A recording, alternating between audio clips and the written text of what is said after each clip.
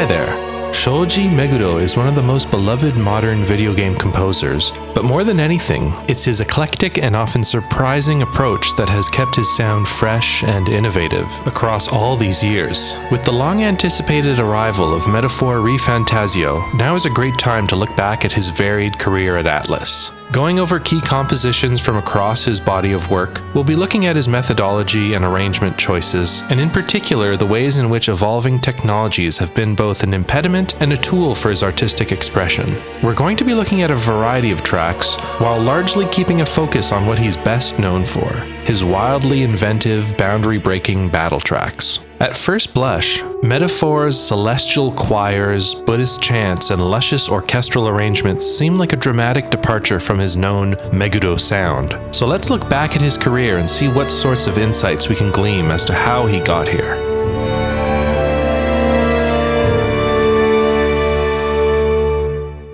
But before we jump into the battle tracks, we need to roll back a little bit.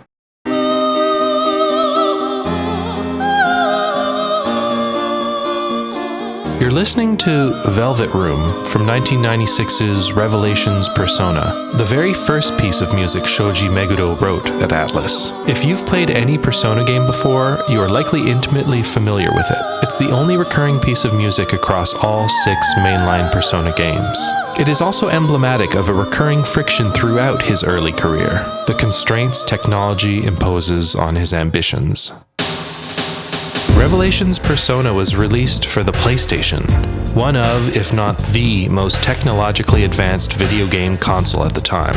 Most crucially, it read games off of CD-ROM technology, which allowed for exponentially larger video games than ever before. Just like with music CDs, these discs had the potential to play back, or stream, pre-recorded music, something which was too resource-intensive on prior cartridge-based consoles. This was a boon for every aspect of game development, allowing for unparalleled 3D polygonal graphics, pre-rendered videos, higher sample rates for sound effects and MIDI sequencing.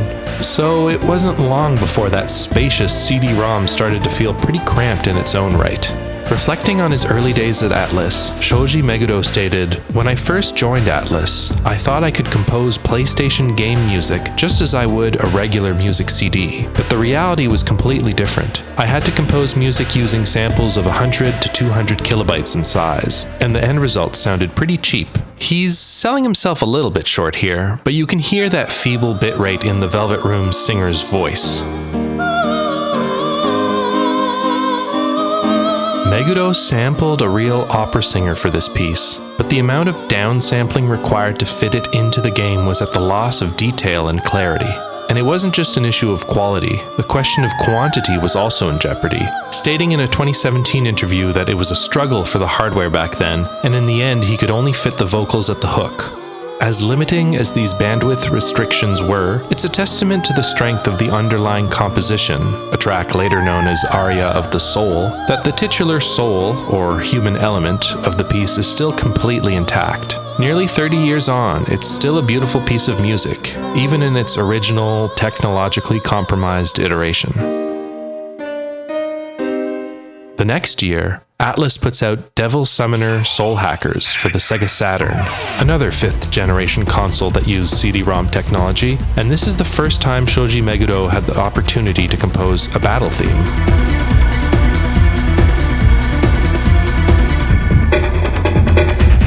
Considering the hard-boiled cyberpunk aesthetics of Soul Hackers, the track's high-octane, kinda grimy synth-heavy arrangement fits the epoch of not just the game, but the mid-90s electronica-influenced era it came from. Once the verse kicks in, however, Meguro brings in a pretty jarring sound patch that, I think, is supposed to be an electric guitar.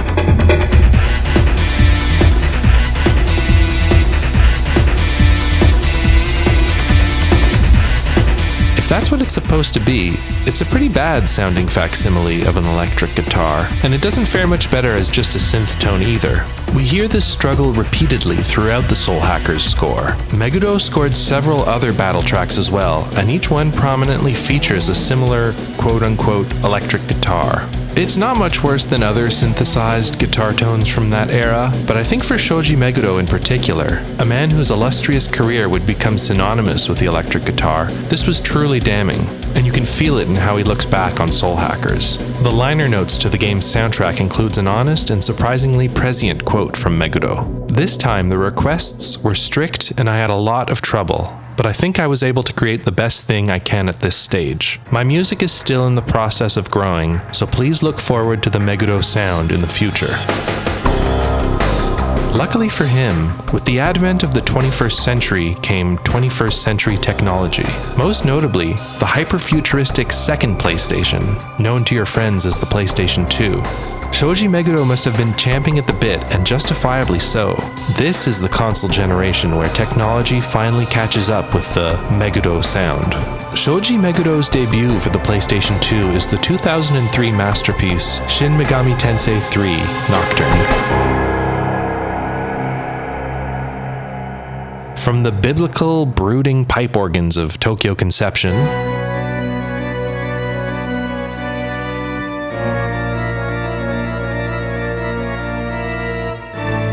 to the synth-led funk fever dreams of the world map,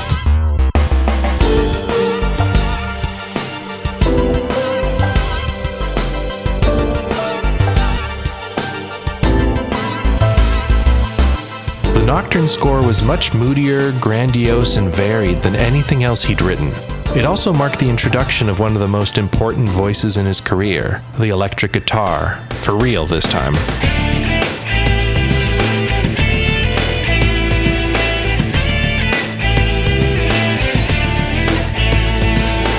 Thanks in large part due to the expansive storage bandwidth of the PlayStation 2's DVD-ROMs, Meguro had ample space to stream his actual guitar performances off the disc at something approaching CD quality. Unsurprisingly, the advent of better hardware meant just about every facet of game development scaled up their ambitions and started hogging up as much bandwidth as possible. So, yes, there are still a lot of big compromises from a sound quality standpoint, but still, that guitar sounds like an actual guitar. It looks like you were saying Shin Megami Tensei Nocturne 2003 for the PlayStation 2 was Meguro's first proper use of a live electric guitar. The live electric guitar was also employed in Mac and X 2001 for the Sega Dreamcast. Let's take a listen to my favorite battle track from the game, Normal Battle Town.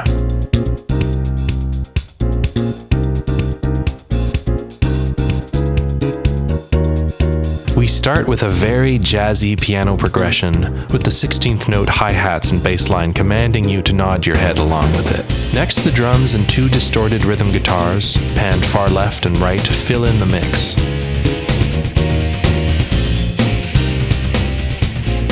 The lead guitar comes in on the next go-around, in the center of the mix, and it's just howling.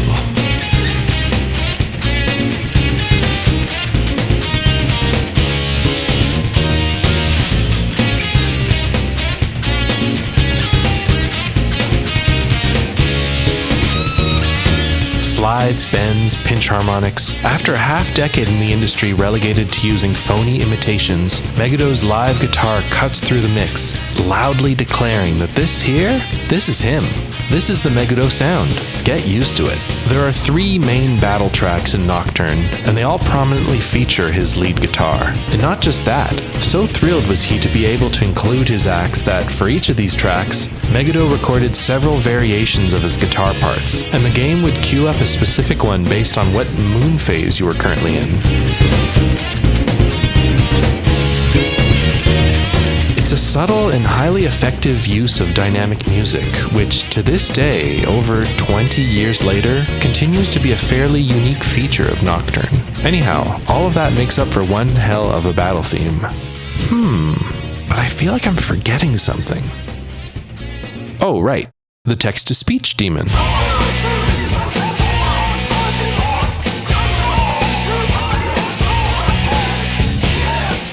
To create the demonic-sounding voice featured in all of the main battle themes, Meguro fed some lines of the Book of Revelations to the novelty macOS text-to-speech voice called Albert, added some echo and distortion, and then doubled it with his own voice. What a wild thing to do.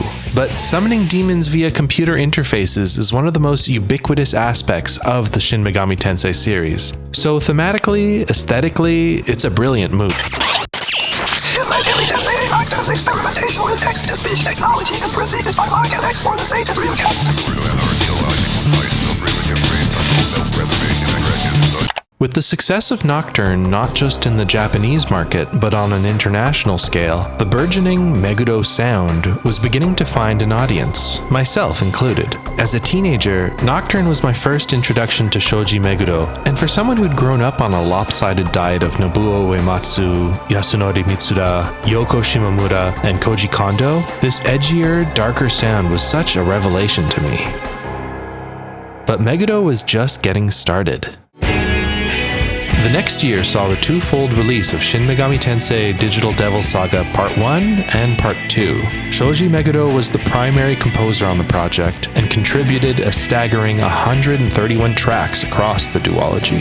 He was also granted more bandwidth to work with than during Nocturne's development, stating in an interview that for the first time, half of his tracks could be streamed off the disc, which in practice meant even more live guitars. In Nocturne, guitar was mostly conserved for the battle tracks, but with bandwidth less of a hot commodity this time around. We see him experiment with more varied guitar tones, genres, and styles. We've got slower, Santana-esque soulful jams.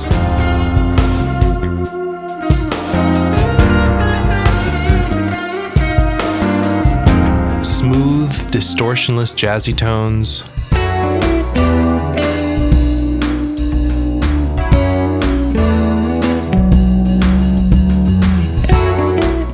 Pop exploration.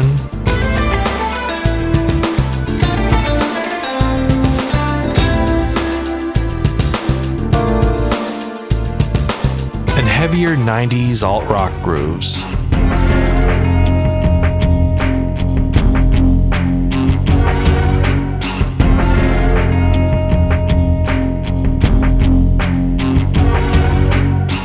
Of course, the many battle tracks also prominently feature his guitar. Let's take a listen to Hunting, Digital Devil Saga 1's primary battle theme.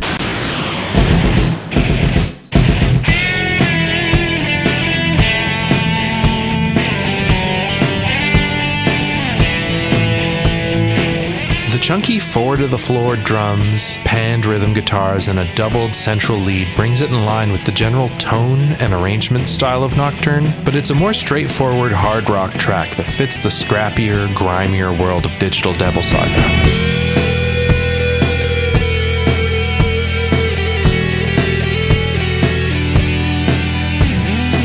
Tragically, my homeboy Albert Kuhn is nowhere to be seen, but on the plus side, for DDS1's main theme, Meguro is able to include an actual singer this time.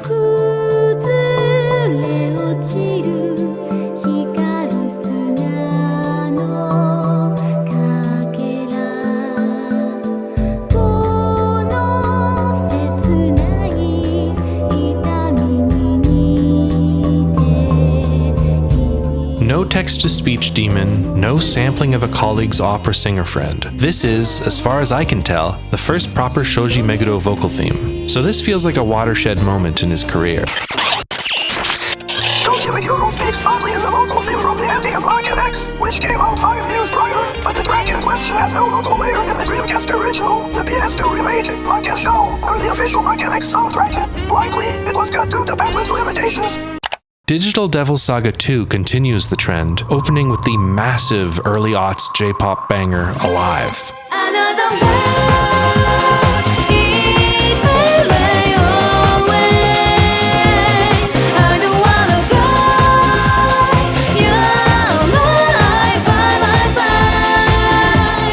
I love that track and how it bucks the trend of gloomy, edgy, and melancholy atmosphere that the majority of Meguro's compositions had fallen into until now, and it nicely foreshadows the impending explosion of J-pop influence in his music.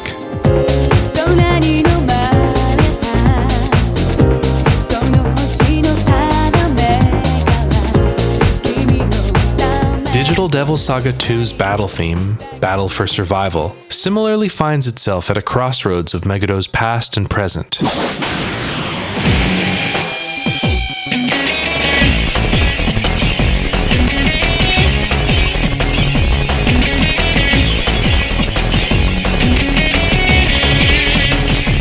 breakbeat rhythm and bass synths evoke the hyper-frenetic pace of his soul hacker days, while the growling lead guitar riffs on Alive's more melodic main hook signals him slowly warming up to that poppier sound. It's an upbeat swerve that fits DDS2's more desperate and heroic atmosphere, while comfortably bridging together the more electro-sounding 90s era with his heavier rock instrumentation.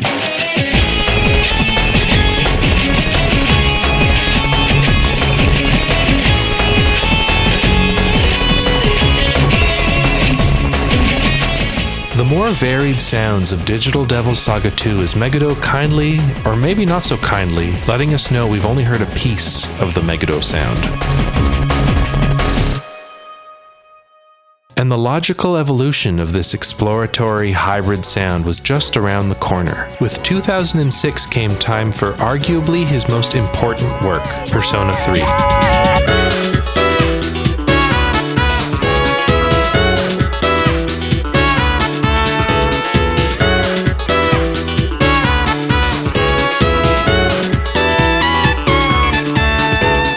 Persona 3 is the sonic explosion of styles and genres that had been simmering below the surface of his body of work, and now finally laid bare in all its Technicolor splendor. We're listening to Changing Season, my favorite piece from Persona 3. Here we've got several types of vocals going on. There's a short affected voice sample, stereoscopically panned everywhere, blended with a cleaner, much more natural voice sitting right in the middle of the mix.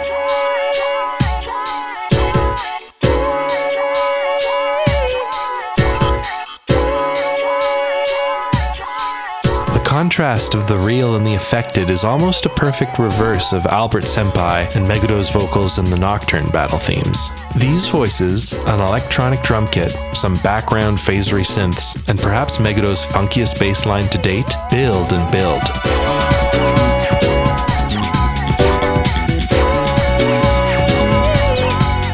Then, the voices pull back, making room for the lead instruments, trumpets, and the final boss of funk itself, the clavinet.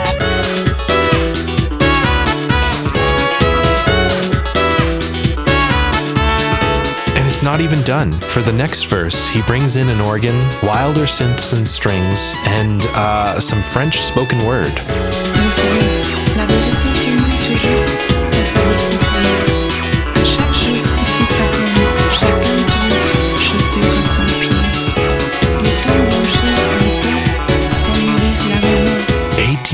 Later, and I'm still recovering from how wild this track is. These are far-reaching influences that, if you've read just about any interview with Megado, you'll know he's quick to name drop late 70s and 80s jazz fusion bands like The Square っていう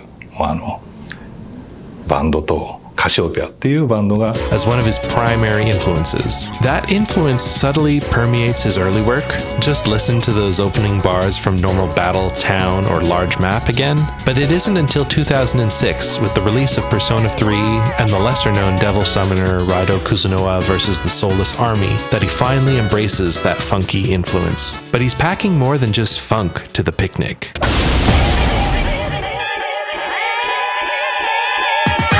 Persona 3's battle theme, Mass Destruction, needles the thread between funky brass and piano, heavy electric rhythm guitars evocative of his prior two scores, and most daring, not just one but two completely different vocal styles. Here's a way, gang of beats now, face reality, never be charity. The enemy you're fighting covers all society. Damn right, mommy's not here, gonna fight.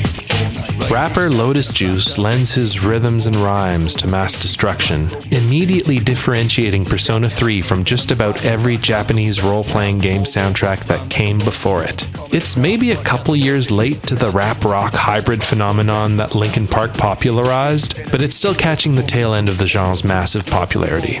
And for the chorus, Megado juxtaposes Lotus Juice's edgier delivery with I don't know what to call it. A singer scatting the lead melody over some clean funk guitars. It's just wild. Oh, yeah.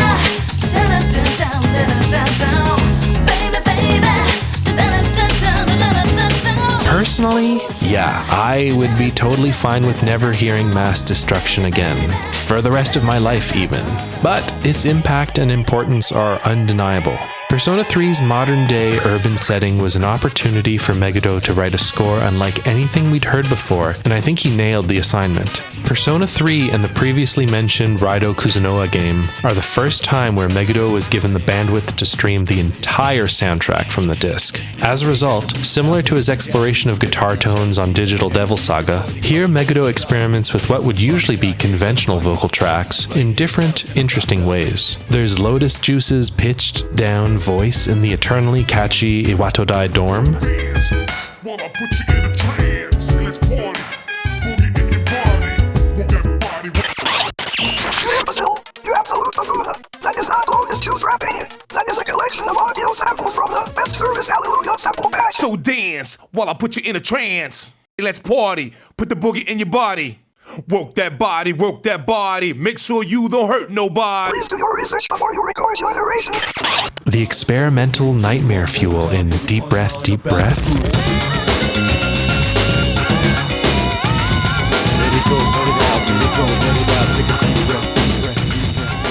But in Memories of You, arguably Meguro's best theme song, he shows he doesn't need to rely on gimmicks to get a powerful vocal performance.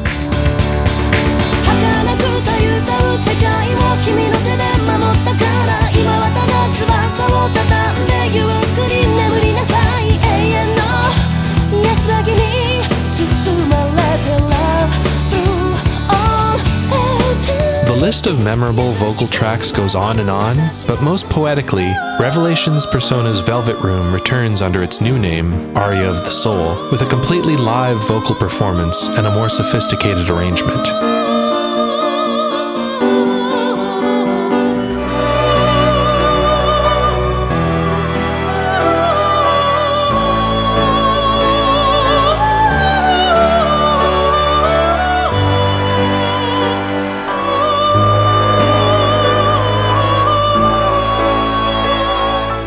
A decade on, and the technology's finally caught up to his dreams.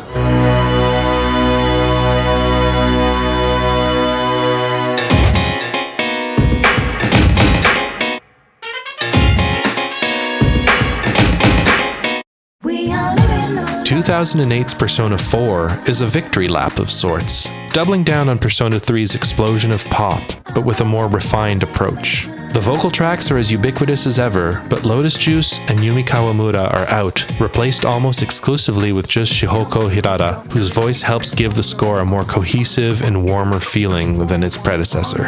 gonna show my identity. Get up on your feet, tear down the walls.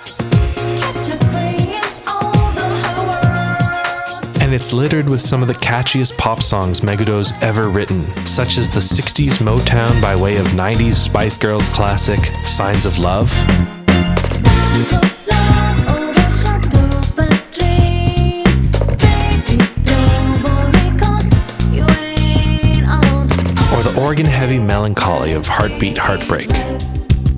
Heartbeat, heartbeat, take it some pounding. Heartbreak, you take me goodbye. It's beautiful stuff, but he hasn't fully forsaken his harder edge. The boss tracks are a rippin' good time. I'll Face Myself would fit in just fine as a mainline Shin Megami Tensei battle theme.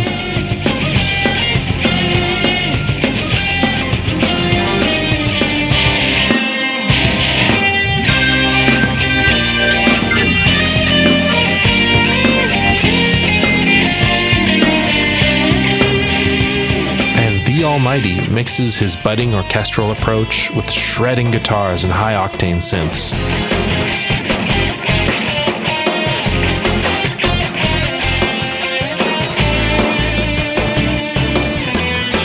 Persona 4's main battle theme, Reach Out to the Truth, is the missing link between Digital Devil Saga's harder sound and the mainstream pop sound of Persona 3. I face up, I hold up, I reach out to the truth. On the rise, seeking to see all the whole moment. Yeah. It's an approachable mid-2000s pop-punk arrangement with a similar structure to that of Mass Destructions, alternating between a spoken verse and a melodic chorus. Except this time, Hirata is filling in the role of rapper and singer. As As is often the case with Meguro, the secret sauce is his organ playing, which gives the track some needed soulfulness and a bit of levity.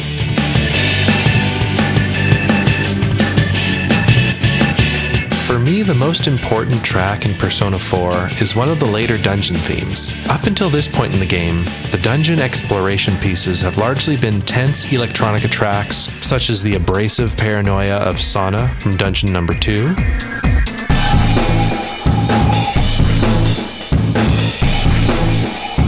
or the model runway pizzazz of Dungeon Number 3's Striptease. Sorry, can you make the music louder? But for Dungeon Number 5, narratively the most dramatic and urgent one to date, Meguro hits us with a deep exhale.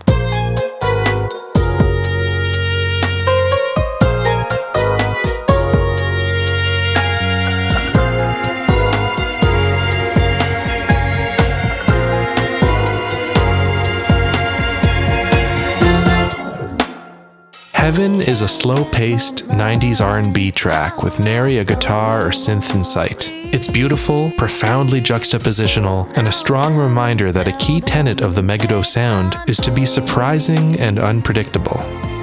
Later that same year, he would score a second Devil Summoner Raido Kuzunoa game, which would close the book on his PlayStation 2 era. And what an unbelievable era it was. Nocturne, Digital Devil Saga, Persona 3 and 4.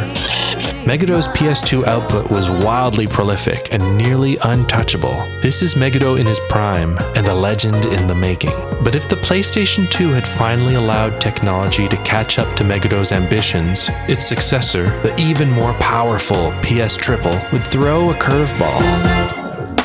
Sure, the system's brand new Blu-ray discs could hold anywhere from 25 to 50 gigs of data, virtually eliminating the notion of ever running out of space for CD quality music streaming. But more so than any other generation before it, the new technologies were so new, so foreign in its architecture and its demands for high-definition graphics, that game development pipelines grew exponentially longer and costlier. To give an example of this change of pace, when Persona 4 came out in 2008 for the PlayStation 2, the console was well on its way to obsolescence, since the PlayStation 3 had already been out for 2 years, and Atlus still had nothing to show for it. It wouldn't be until 2011, a literal half-decade after the PlayStation 3's launch, that Atlus would put out its first PS3 game. And no, it wasn't Persona 5. We're still another half-decade away from that game. It was Catherine, a smaller-scale narrative puzzle game that gave the Persona developers the opportunity to get their feet wet building their first high-definition game. Shoji Meguro's jazzy score beautifully punctuates the game's surreal storytelling with a fantastic, logical maturation of the sound established in Persona 3.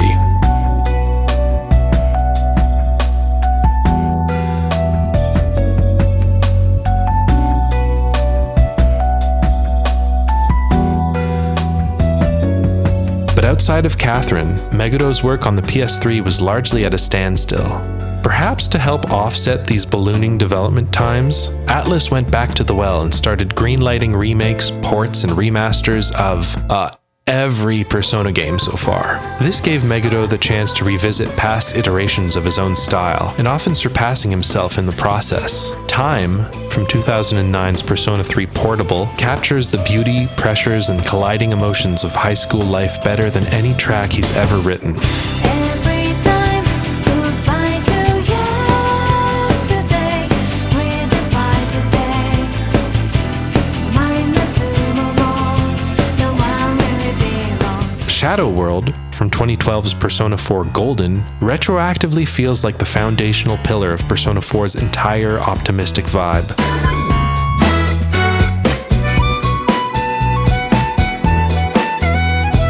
tried to imagine what it'd be like without. And School Days, from 2009's Persona 1 remake, feels nothing like Persona 1. Alright, Let me back it up a bit here. For the PSP port of Persona 1, Shoji Meguro was in the director's seat for the first time, overseeing the entire project, not just the music side of things. He made several wise decisions that led to a relatively faithful port, but also gave the game's existing soundtrack a dramatic makeover. There are a few remixed vestiges of the original score, but the majority of the PSP version, composed by Meguro and several other members of the Atlus sound team, is completely new and more in line with the Meguro sound of the PS2 era Persona games.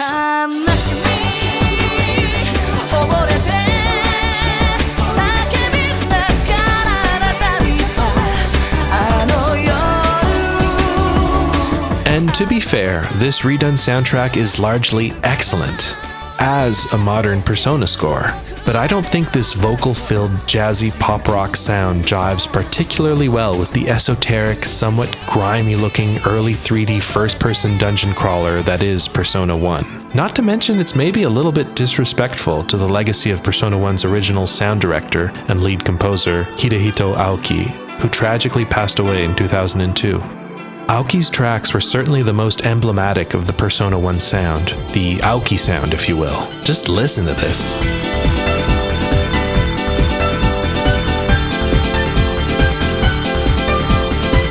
Sounds fantastic and totally fits the vibe of Persona 1. And it's a shame Meguro speaks so poorly of his own work from this era, because he's got some certified bangers on that original Persona 1 soundtrack as well.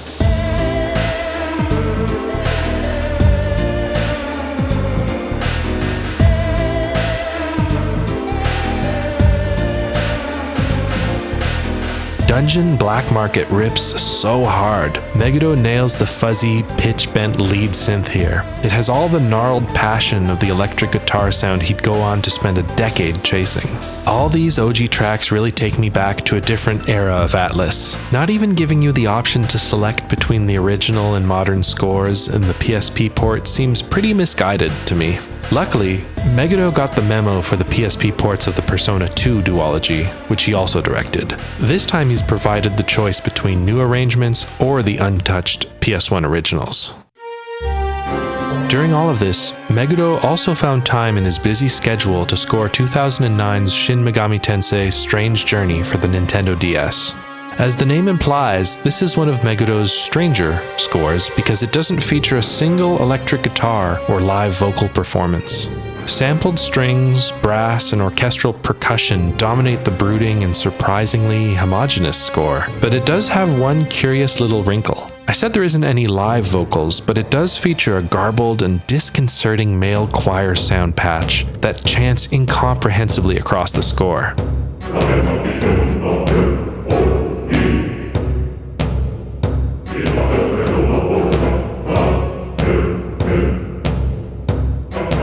It's so bizarre. I love it, and somewhat evocative of Albert Sama's work on Nocturne.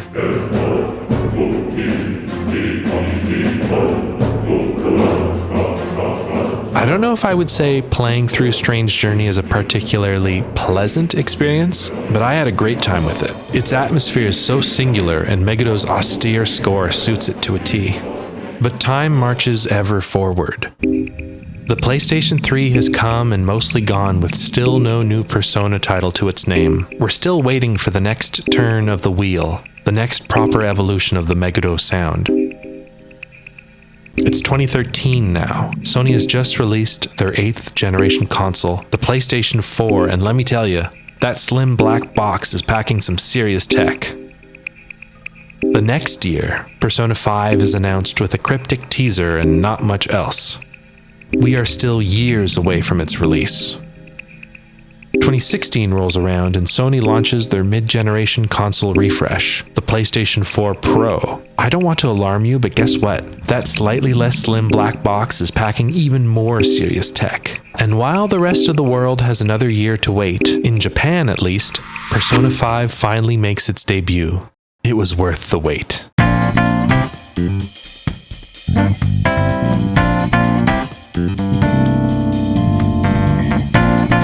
Persona 5 is the natural evolution, maybe even culmination, of the cornucopia of styles Shoji Meguro explored throughout his PS2 era discography. It takes his funkified jazz fusion, his proggy hard rock ideations, and his high-octane electronica, and bolsters it with an extremely confident foray into acid jazz. In the soundtrack liner notes, Meguro says his use of acid jazz here is to symbolize the brashness and rebelliousness of youth. He's paired this with his most technically dazzling singer to date, Lin Inaizumi, and there's no better example of this new Meguro sound than in Last Surprise, the greatest battle theme of all time.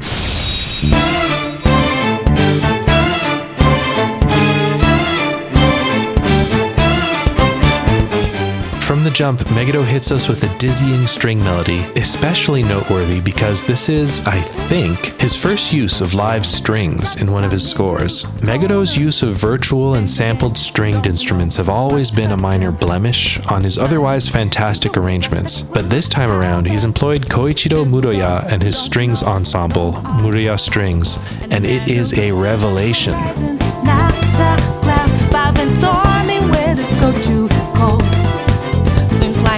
Getting these luscious violins, which, whether sampled or emulated, to this day technology has yet to be able to match, is his biggest sonic leap since he was first able to implement his live guitar some decade and a half earlier. While I wish I could say the entire score was fully orchestrated, it's unfortunately limited to a select few tracks, but he's got it where it counts, and where it counts the most is in Last Surprise.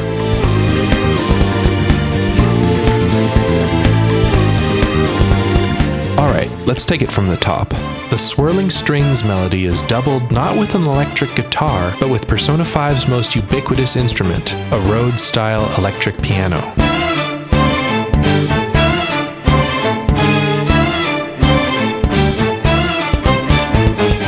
This puppy is everywhere in Persona 5. It shows up in the majority of the soundtrack and has more lead lines than Joker, the game's protagonist. I should write something. It's the first thing you hear when you start the game.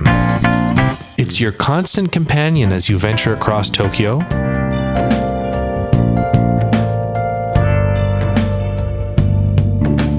Or while discussing the latest rumors and mysteries with your friends.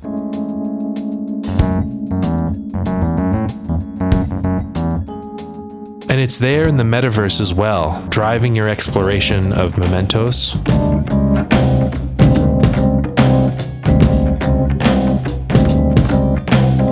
And of course, while battling shadows, where you can best hear it during Last Surprise's verse. It's tucked away underneath Lin's voice, but above the electronic drum kit and bass guitar. Try to run me through, hold on, think again, don't you know what just happened? Last Surprise culminates with such a resounding chorus and a good opportunity to discuss the full Persona 5 sound in all its glory. Lin passionately belting it out, the strings bringing in an intricate counter melody to her voice. You never see it coming. You see that my mind is too fast for eyes. You're done. The full virtual drum kit and some hand drums accompanying a mesmeric downward spiraling bass line.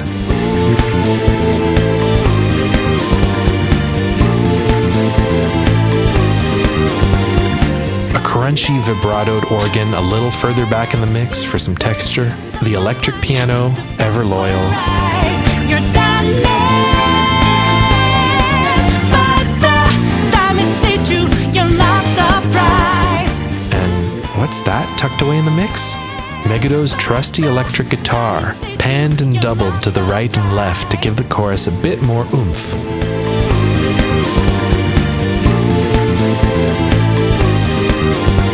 Last Surprise is one of the easiest songs to fall in love with, but not one to be typecast. Meguro's Persona 5 score still offers a decent amount of variety. The horror movie intensity of Layer Cake's intro,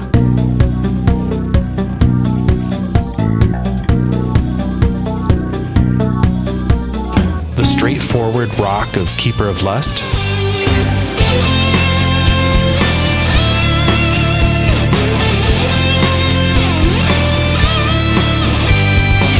the rhythmically dizzying prog punk of Jalda Baoth, or however you pronounce that.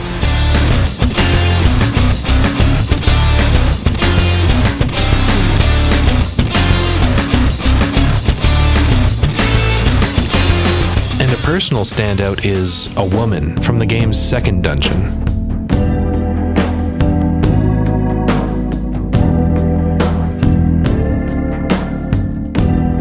It's got this really groggy, hypnotic groove, especially once the lead melody, played by scraping the side of a koto string, comes in.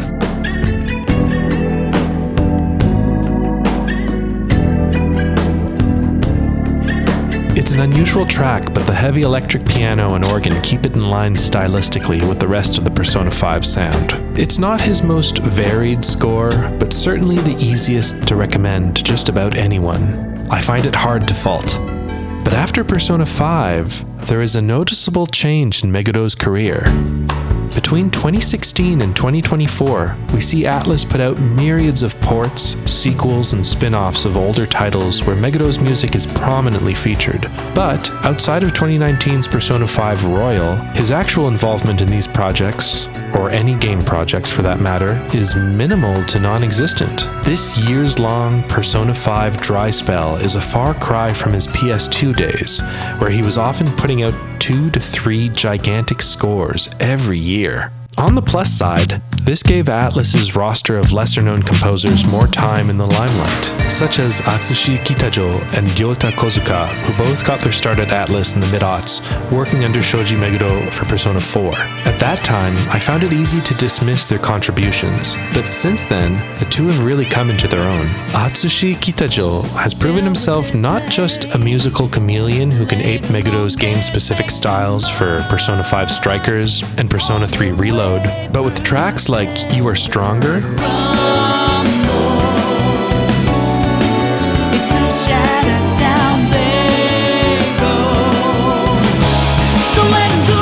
and Color Your Night, Vibes is good and bad, but nothing atoms. Another one day in the night, let me paint the view, color down with my light. For every moment. I'd argue he's starting to outclass Meguro at his own game. And Ryota Kozuka, once relegated to sound design and goofier diegetic tracks like the Junez theme, has blossomed into one of my favorite composers working right now.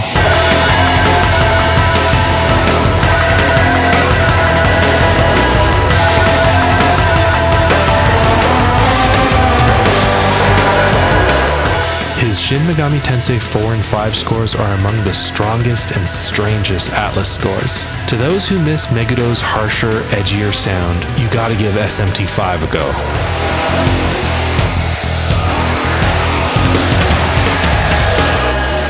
And he's also taken up Megado's mantle of experimental blends of humanistic and synthetic vocal textures, such as in Cadaver's Hollow, the game's shop music.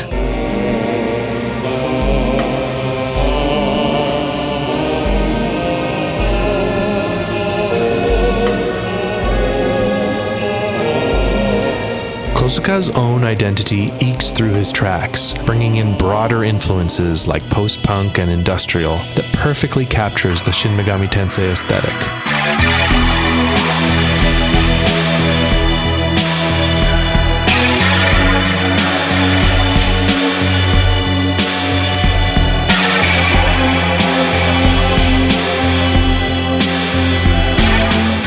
These two, along with several other Atlus in-house musicians, are damn good, and I'm glad to see them spread their wings and develop their own sounds. But what to make of Shoji Meguro in the late 2010s and early 2020s? A world where modern consoles have solved and dismantled all of the bandwidth and bitrate and technological limitations that defined the first half of his career. We're up to PlayStation 5 now. You can fit like 250 copies of Persona 1 on a PS5 disc. That's more than enough space and power to run whatever Atlus is cooking up for the next decade. So what do you do when that power and capacity struggle that defined so much of your career is no more?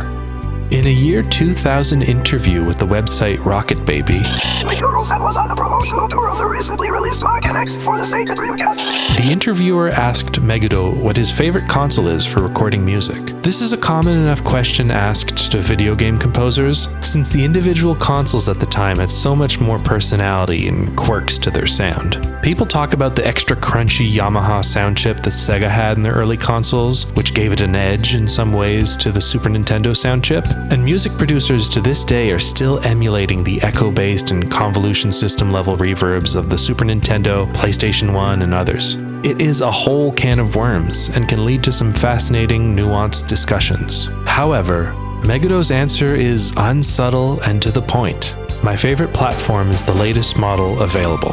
If I use newer models, the range I can work with will be much bigger. When I make a tune for 200 kilobytes or 300 kilobytes, it's hard to get satisfaction about my ideas. For Megudo, the drive for CD quality sound was all-encompassing. But once technology solved that limitation, what did he do? Well, for one, in the short term, he revolutionized what a video game soundtrack could sound like with Persona 3, 4, and 5. But after that, what do you do next? I think the crux of his answer to that interview about wanting newer, better technologies isn't just about musical technologies, nor even just new technologies for that matter. I think what drives Shoji Meguro is the newness itself, the unknown, the boundary breaking, the seemingly impossible. In 2021, Meguro leaves Atlus, his employer for the last quarter century, and goes freelance. He also announces his own independent video game. ガンズ&ダークネスです。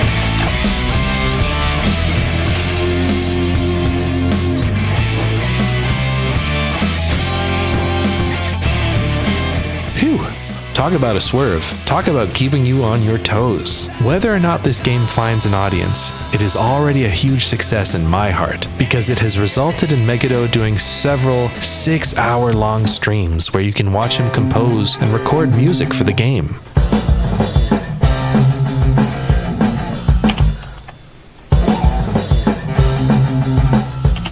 There is something deeply surreal in the mundanity of seeing one of my biggest musical inspirations toiling away, trying to find the right drum sound for minutes at a time.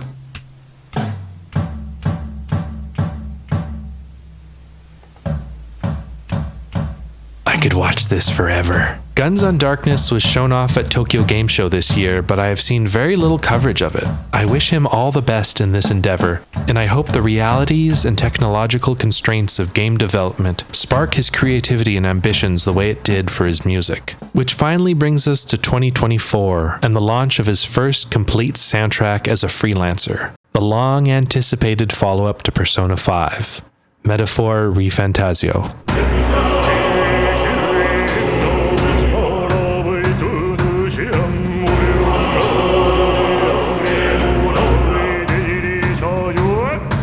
At the time of this recording, I am only about 10 hours into Metaphor, so I can't speak to where the soundtrack will take me. But within the opening hours, what is most striking is the complete absence of the rock band arrangement Meguro has become known for. There are, so far, no electric guitars, electric pianos, funky bass lines, or rock drum kits. These are primarily big orchestral arrangements, mostly evocative of his Shin Megami Tensei Strange Journey score, but grown up and much better produced. More familiar, though, is his constant use and experimentation of the human voice. The game's main battle theme features experimental jazz musician and Buddhist priest Keisuke Honryo as the lead singer.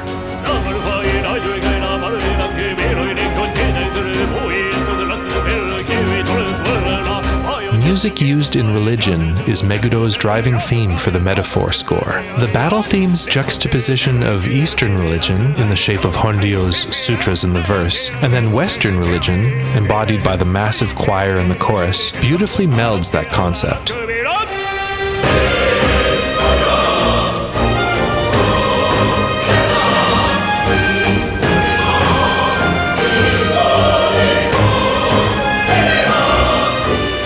It's a glorious track that, aside from the Buddhist chanting, that part is admittedly pretty unusual, would work quite well in a Fire Emblem or Final Fantasy game, which is something I never thought I would say about a Meguro score. It's almost the antithesis of a Meguro score, right? For me, one of the things that made a Meguro score so exciting was how unconventional, un-video gamey it always sounded. Metaphor has been an absolute delight to listen to, but in a lot of ways it is shaping up to be Meguro's most conventional sounding JRPG score to date, which in turn makes it his most daring and shocking.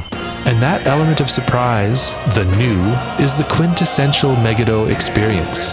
The pivot to hard rock, the pivot to jazz fusion, the pivot to hip-hop, the pivot to J-pop. You know, maybe all this time he wasn't the one pivoting.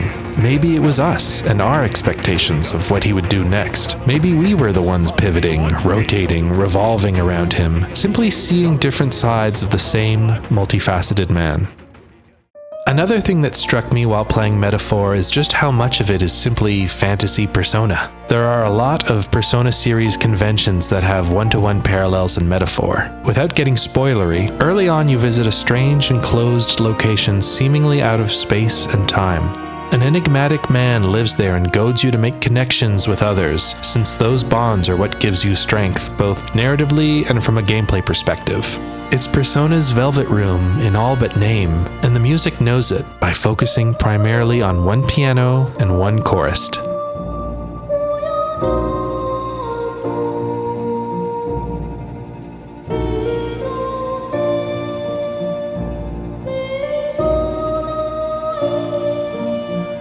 We're 28 years removed from Meguro struggling and ultimately succeeding to convey the essence of the human voice across a couple hundred kilobytes of data.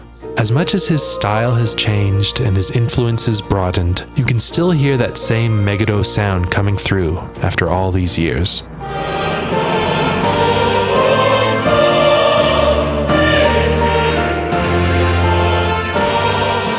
It was always there. Personally, I can't wait to get back to Metaphor to discover more of Meguro's surprises, and also Guns and Darkness, and whatever else he might be cooking up. Think he's working on Persona 6? I wonder what that'll sound like, but if I've learned anything, it's that the Meguro sound is always worth the wait.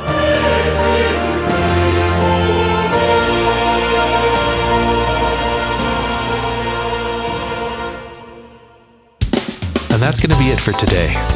I set out to write a short video on the soul of the Meguro sound, but apparently I am deathly allergic to brevity.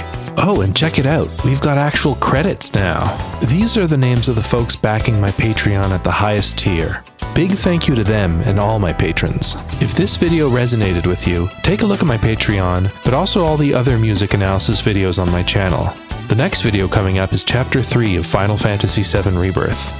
If you haven't watched those videos yet, I encourage you to check them out. It is a hyper-granular, chronological deep dive into every track from Rebirth, analyzing the recurring musical themes, the arrangement choices, and shedding some light on the lesser-known musicians involved with the project. It is in many ways the antithesis of this video here, which covers a single person's 30-year career, while for the most part ignoring the many, many other talented Atlus musicians. On this topic of Atlus musicians, I strongly recommend Blue Modi's video on the history of Megami Tensei music, which fills in a lot of the background Atlus lore that goes completely untouched in this video. Also, big shout out to Pepe Sitter for letting me use his footage for many of the Atlus games showcased here. He is an incredibly prolific Let's Player, especially useful if you're a good weeb like me and are trying to learn Japanese, since he reads all of the unvoiced text boxes. Super clutch. He posts daily to his YouTube channel, so definitely give him a look. Tasukete arigatou gozaimashita. Please let me know what you think of this video. I would love to hear your thoughts. And no, I didn't forget about Trauma Center. I just couldn't find a way to fit it in elegantly. But I love Trauma Center. Atlus, bring back Trauma Center. Okay, that's it. Bye.